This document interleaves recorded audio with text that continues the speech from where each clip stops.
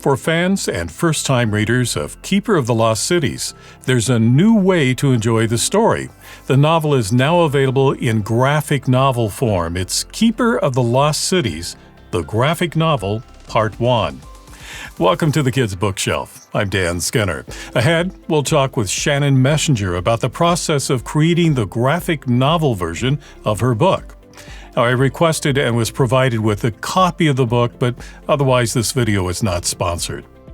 Shannon Messenger is the New York Times and USA Today best-selling author of the award-winning middle grade series, Keeper of the Lost Cities, as well as Skyfall, a series for young adults.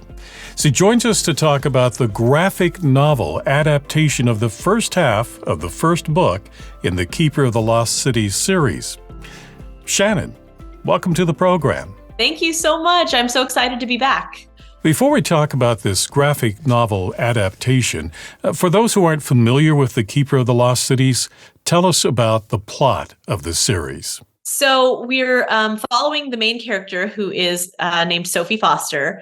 And when we first meet her in book 1, she's 12 years old, and she is living with humans and thinks that she is human and is hiding the fact that she has this sort of superpower. She can read minds, and she thinks it's because she fell and hit her head when she was 5 years old. But then this adorable boy shows up on her class field trip, and she notices two things. One, that he's very adorable, and two, that he has the first quiet mind of anyone she's ever met, and that he seems to almost be like her. And as they get to talking, she finds out that he has actually been looking for her, and that the people of the Lost Cities have been looking for her for 12 years.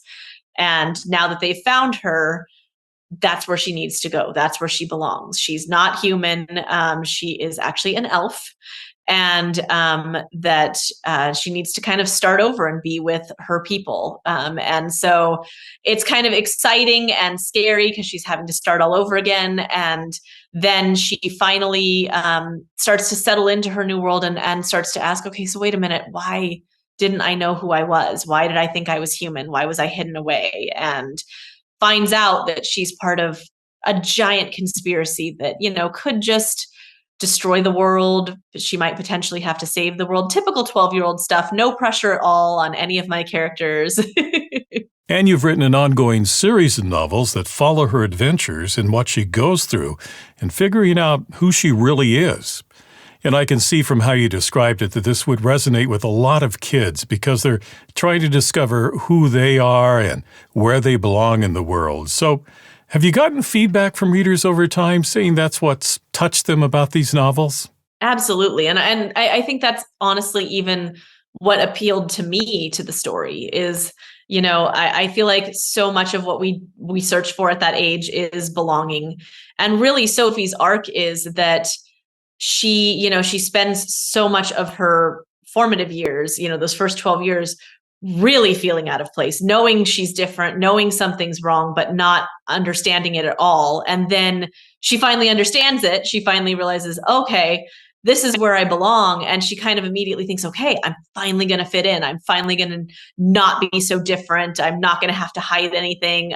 Everything's going to be quote unquote normal for me. And then she gets to the Lost Cities and realizes, no, she was raised by humans. She has a completely different worldview than everyone else. And she's part of these weird, mysterious happenings that keep occurring. And, there's this conspiracy, and she will never 100% fit in either world. And her journey throughout all of the books is learning to accept that and be okay with that, and maybe even be proud of it and realize that it's a good thing to not be, having to be like everyone else, that she can be herself and be true to that. And I feel like that is something that readers really respond to, because it's hard to be told you need to be a certain way and all that peer pressure that happens to kids, and getting that messaging of, what, be you.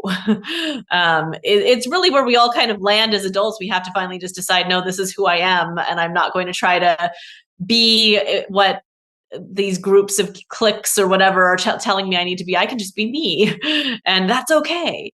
Shannon, as you've experienced with this new version of Keeper of the Lost Cities, a graphic novel is a very different way to present a story. Tell us about the process of translating your novel into this more visual format. Yeah, I mean, it was exciting. I have never worked like that before, and it was really fun. One of the first things when we did the contract was I was very clear. I didn't want to write the initial adaptation script. And not just because I didn't want it to take time away from writing the next prose book. I also just felt like I was too close to the book because I wrote it exactly the way that I wanted it to be. And I knew obviously that different formats, there's going to be changes. And I wasn't sure that I trusted myself to be objective enough to make those changes. And so I really wanted to I read auditions from quite a few different authors to see who I felt understood the story the best and had the right voice for it. But then it was an amazing author named Selena Friend who wrote the adaptation. And then I gave her notes. And then after we started working at the art with the artist, then I made additional changes once we were pairing the text with the illustrations. And it was the same thing with the art. I got to look at a ton of different portfolios of artists and decide whose style I thought was the best fit. And then Selena sent over sort of an audition piece of how she would draw the characters. I got to give additional notes. And then from there, as we worked through the actual panels, I weighed in on every single panel at every stage, whether it was the rough sketch, whether it was the inks, whether it was the color. I got to, say, "Ooh, I think we should tweak this," or "Oh my goodness, I love that." And, it was really fun to be so collaborative, but also to be stepping back and letting other people put their own handprint on the series because I knew we'd get something better that way. And I think we really landed on something special. I'm so excited for readers to get to experience it. So, when the artwork was all done and you were able to take it all in, how did it feel to have your characters represented in this way? It was really exciting. I mean, I've gotten to see my characters in illustrated form a few different times. There's an illustrated annotated version of Keeper that has, I think, about 16 illustrations in it. And then obviously the books have covers and we've done promotional pieces and things like that. So I think all told, we've had probably 10 different artists that have worked on my characters and the series over the years. But it's always fun to get to see a new style. And that was one of my big things was I wanted to make sure that the graphic novel very much communicated I am my own thing. And so I didn't want a style of art that was too similar to like the cover art that we've seen or anything like that. I wanted something new, something that we haven't seen before. And so when I was looking through the different portfolios, that's kind of what I was searching for. And when I saw Gabriella's style, I kind of call it Disney meets manga. It's got outlines. It's definitely not a realistic style. It's definitely cartoonish, but it feels both classic and yet really in line with what's being done right now. And I just fell in love. And it was so fun to see my characters come alive in that new style and see them like, oh my goodness, there's Sophie, the cartoon character, but more so even. And it was just really fun. You have the potential to gain a whole new audience for the Keeper of the Lost Cities stories by appealing to fans of graphic novels, but I'm sure that fans of the original novels are also excited to see it presented in this way. So, what can current fans look forward to in this new graphic novel edition? I think that for current fans, it's always really fun to get to see things the way that an artist interprets them, and I've been trying to make there's even a letter at the beginning of the book that I try to make it clear, like, this is not a line by line, scene by scene, exact verbatim kind of adaptation. It wouldn't have worked if it did. In fact, it's funny, there were certain things that I had kind of called out ahead of time, like, we need to keep this line in because it's a beloved line. We need to have this, we need to make sure. And some of that did end up making it in. And there were a few times where it was like, wow, that joke just doesn't play out well in this format. Like, it doesn't make you laugh or things like that, that it was like, you know what, let's change this. And so I hope they go into it with both, eager anticipation for seeing their favorite things, but then also with a little bit of an open mind, knowing that it's actually better if it's sometimes a little bit different from how you pictured it, because each format works well in its own format. Like the world in the books is described very sparkly, jewels, crystal, everything. And that's certainly how she endeavored to draw it as much as possible. But putting a sparkle effect on every single wall in every single scene, it just started to look really weird and distracting. So there's actually, we toned that way down, and it's a different version of the world. It's a little bit less sparkly, but it also feels a little bit more real and more grounded and more like, I believe this place exists. So it's really fun. For current fans and new people reading the book for the first time, you've included some additional materials at the end of the book.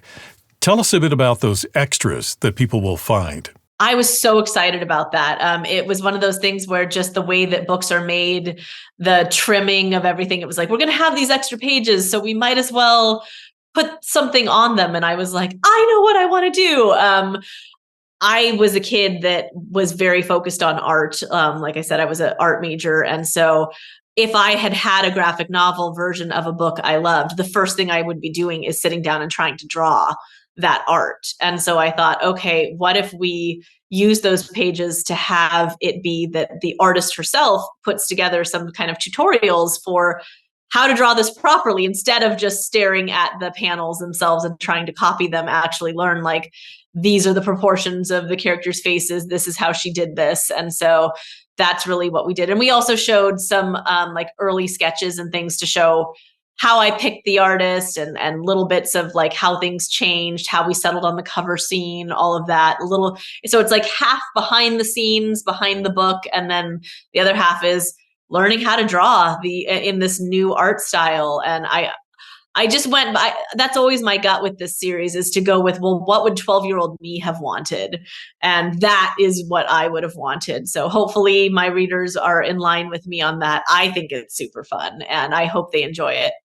Shannon, I know you've studied cinema, and I'm wondering if seeing your story told in graphic novel form, which is almost like a storyboard for a movie, does it in some ways reflect how you envision your stories as you're writing your novels? It really is. And I think that was why so often, like, we would, when we would change things, it's that storyboarding thing of like, for me, when I'm writing the books, we're just in Sophie's head. We're just limited to her. We're just focused on her, and that's it. But when you're actually storyboarding out the scene and you're cutting away from Sophie and you're seeing the other characters, or you're seeing things about details of the scenery or close-ups of a gadget or whatever. And so you're not as close to Sophie, and really making sure that we're telling the story that it still authentically feels like Sophie's story, but also getting that little bit of extra distance that we get to see a little bit more of the other characters' reactions and all of that. It's fun, and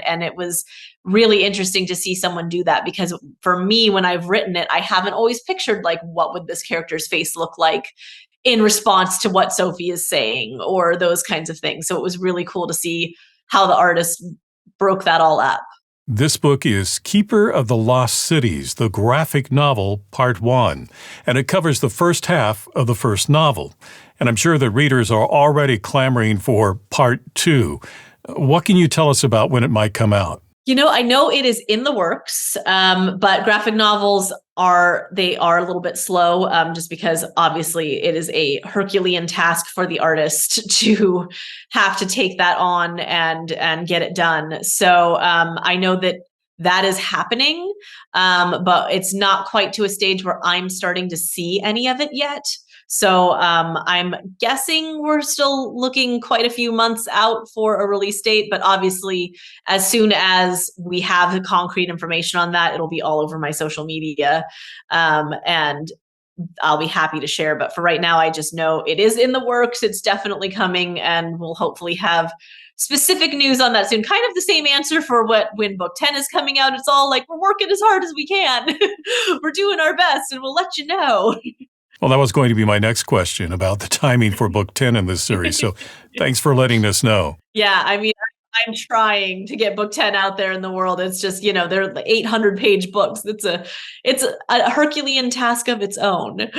Shannon, is there a website where fans can get the latest news about your novels? Yeah, I mean, my own website, shannonmessenger.com, has some information. And then there is also keeperoftheLostCities.com, which has excerpts and other art and all kinds of things like that. And I hear there's also quite a lot of fan-run websites. If you just Google Keeper of the Lost Cities, my fandom is very creative. And I hear there are some pretty extensive fan wikis and things like that. So you never know what rabbit hole you might find down if you actually do some Googling. In the past, some educators have downplayed the value of graphic novels. Do you think those perceptions are changing? I hope so. I think that obviously it probably depends educator by educator, librarian by librarian. I mean, the fact that bookstores are expanding their graphic novel shelves, I definitely think that's a sign that attitudes are changing. But I'm sure there's still always going to be some of those older school pushbacks. I hope that it does continue to change and become more accepting, because I really feel like we're all on the battle of team reading. There are so many things competing for kids' attention these days. And if there is something that gets them to put down their screen and pick up a book instead, whether it be a graphic novel or a prose novel, they are reading. We have won. So, I mean, I'm definitely all for that. And I think it is funny now be on the other side of the conversation, because when Keeper first came out, it's 400 pages, which for actually, I think it's 480 pages. And for middle grade, that's long. And there was some pushback of like, this isn't reluctant reader friendly, the reluctant readers like shorter books and that kind of thing. And so now I'm on the other side of it, and they're like, this is too reluctant reader friendly, and we want to have the prose. But I'm just like, hey, I gave you both. And again, I just feel like we're all fighting the same battle, which is let's get kids to read and fall in love with story, whatever format that may be. The book is Keeper of the Lost Cities, the graphic novel, Part 1. Shannon, thank you very much for talking with me today. Thank you so much for having me. If you'd like to purchase a copy of Keeper of the Lost Cities, the graphic novel, Part 1, I've placed a link for you in the description below. Thank you for watching this edition of the Kids Bookshelf, and if you'd like to see more videos about children's books and their authors, be sure to like, subscribe, and click on the bell to be notified about future programs. I'm Dan Scunner. Until next time, keep sharing the gift of reading.